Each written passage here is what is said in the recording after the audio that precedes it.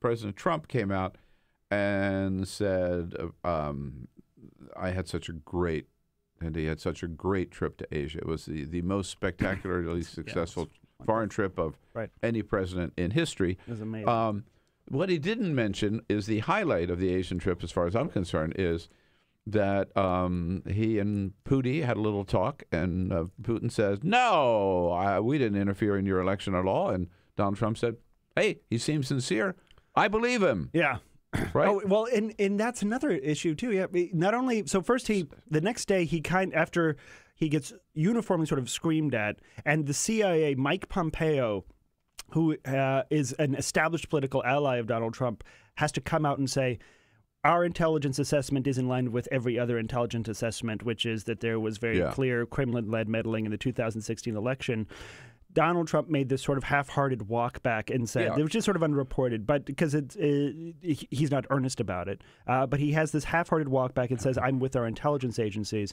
When he says this, presently constituted, that's right. Meaning with the stooges that I put in charge. That's right, exactly. So the question I want to ask though is, to this point, to my knowledge, and you report on this every day, to this point, to my knowledge, Donald Trump has not condemned Russia for meddling in the 2016 presidential election, even though the evidence is overwhelming that they did. Isn't that correct? That is absolutely correct. And you know what else is... that is stunning to me. I don't care who won or who lost. Yeah.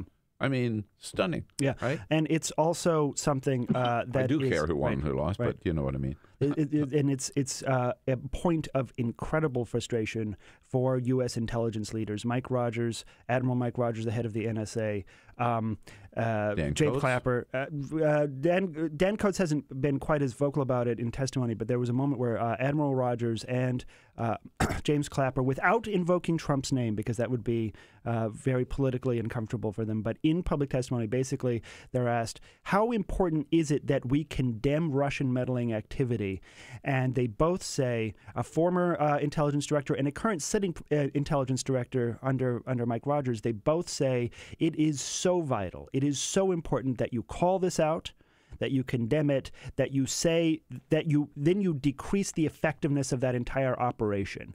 And the way you really decrease it is you say it as soon as it's happened. Yeah. And that way you delegitimize the value of stolen or purloined or exfiltrated data. It's so important to call it out. And they can't say it's so important for the president to call it out, but that's what they mean. That's where this actually happens. And the other consensus among the intelligence community is this will continue. This will absolutely continue. Look to the elections in Mexico. Certainly look to 2018.